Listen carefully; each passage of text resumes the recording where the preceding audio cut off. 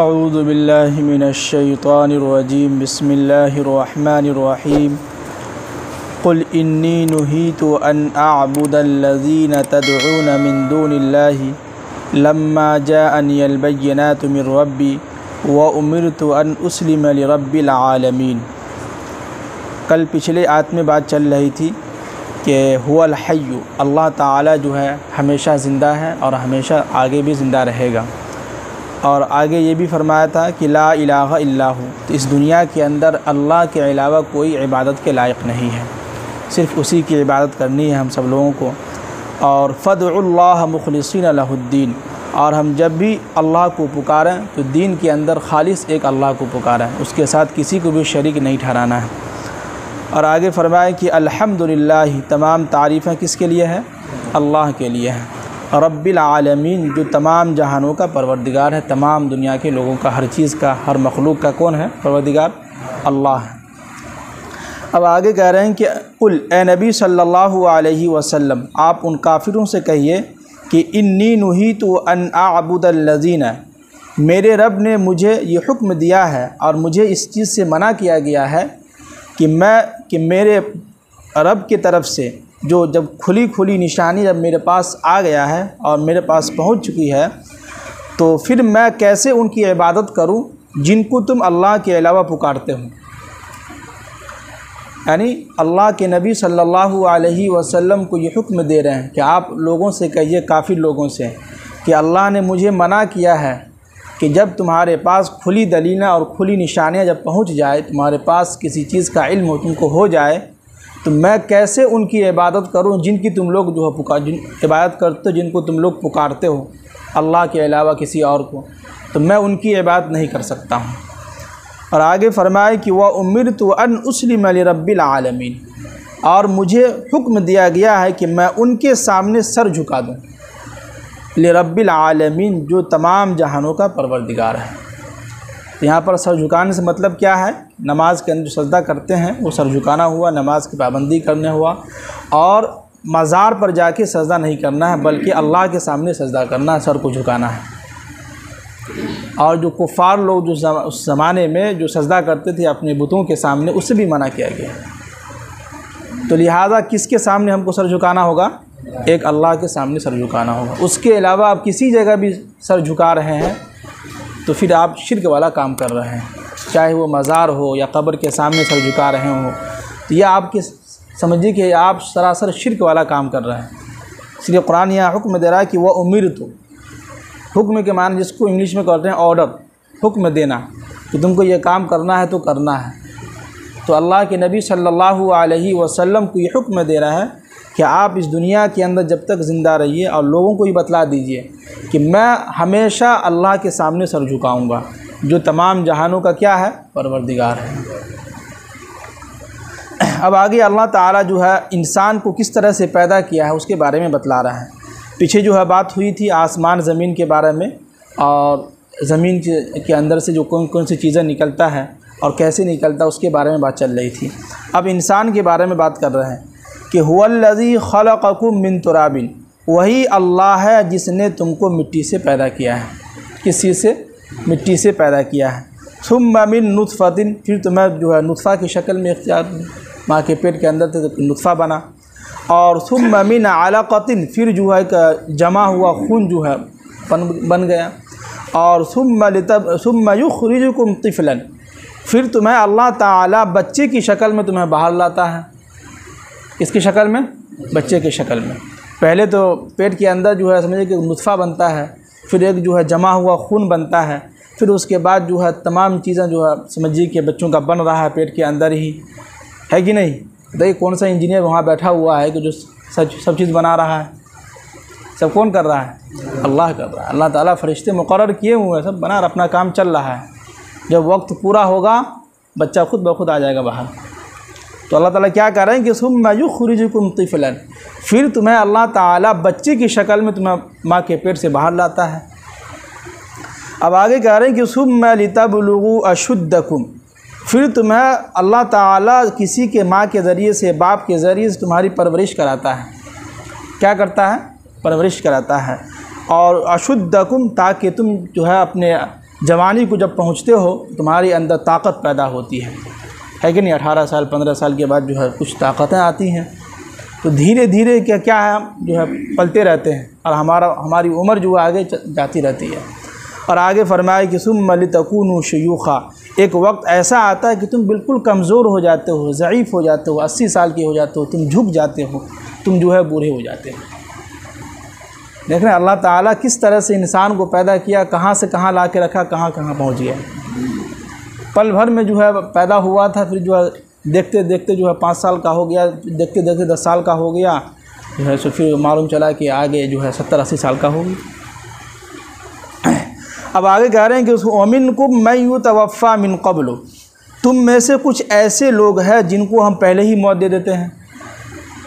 देखे होंगे कभी कभी ऐसा होता है कि बच्चा पेट के अंदर ही जो है मर गया, कभी ऐसा होता है बच्चा पैदा होने के बाद इंतकाल कर गया, कभी ऐसा होता है कि 10 साल का था नौजवान या 15 साल का नौजवान था, 20 साल का नौजवान था, इंतकाल कर गया, है कि नहीं।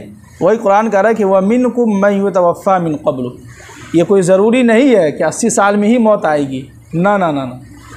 यहाँ अल्लाह ताला साफ साफ कह रहे हैं कि वह मिनकुम मैं युतवफ़्फ़ा मिन क़ब्ल, कभी कभी ऐसा होता है कि इससे पहले भी तुम्हें जो है किसी को मौत आ जाती है। अब आगे कह रहे हैं कि वलितबलुगू अजलम मुसम्मन, और कुछ ऐसे हैं जो अपना वक्त मुकर्रर करके जाता है, यानी जितना साल उसकी ज़िंदगी में लिखा रहता है ज़िंदा रहना वो वहीं तक रहता है।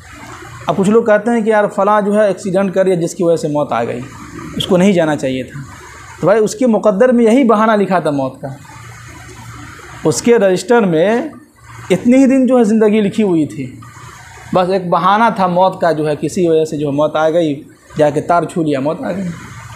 हल्का सा भी जो है, जैसे कि अभी 15 अगस्त के मौके से जो है हमारे मास्टर साहब बतला रहे थे, उनके रिश्तेदार में कहीं जो है 3-4 लोग आपस में 3 भाई थे, तो उन लोगों ने सोचा कि भाई अपने दरवाज़े पर ही जो झंडा फहरा लिया जाए। तो उनके घर के सामने से जो है 11,000 का जो है वाट का जो है लाइट जो है गुजरी है, तो मोटा वाला जो तार नहीं होता है उसमें वोल्टेज ज़्यादा होता है उसमें, तो उनके घर के सामने से गुजर रहे थे, है तार गुजरा हुआ है।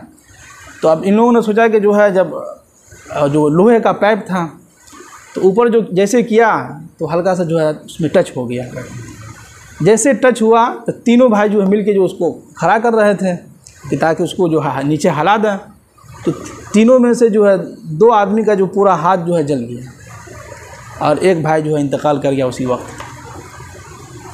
देखिए झंडा फहराने के लिए चले थे, मौत देखिए किस तरह खींच के ले गया उनको, जबकि एक भाई कह भी रहा था कि यहाँ फहराने की क्या ज़रूरत है, कहीं और जाके फहरा लेते हैं या स्कूल में चले जाते हैं, जबकि उनका भाई मुखिया था गाँव का। तो उन्होंने सोचा कि भाई हम मुखिया हैं तो हमारे घर पर ही हो, तो मौत देखिए किस तरह से जो है खींच के ले गया।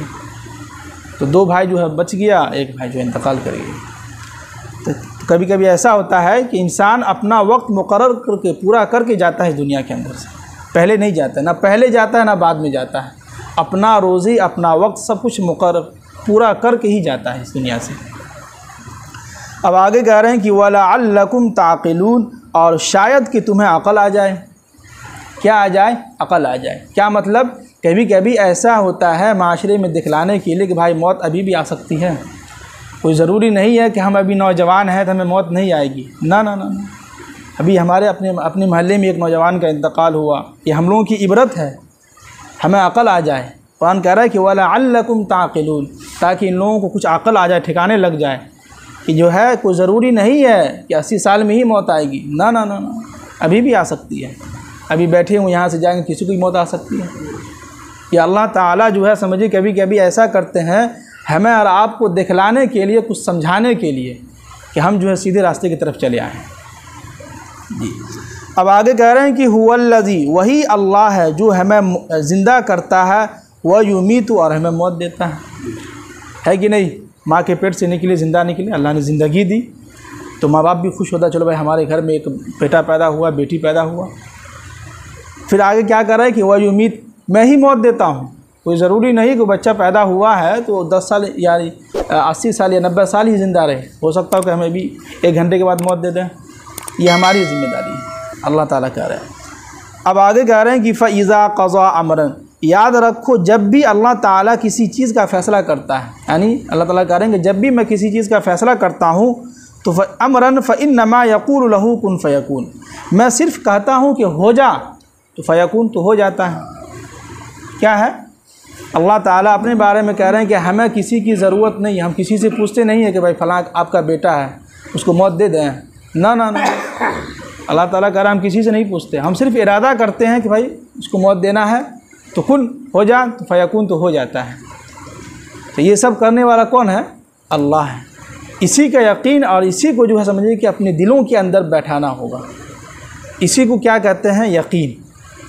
जब तक हम आखिरत पर यकीन नहीं आएगा और आखिरत पर यकीन नहीं रखेंगे, उस वक्त तक जो समझिए कि हमें नेक अमाल करने में मज़ा नहीं आएगा।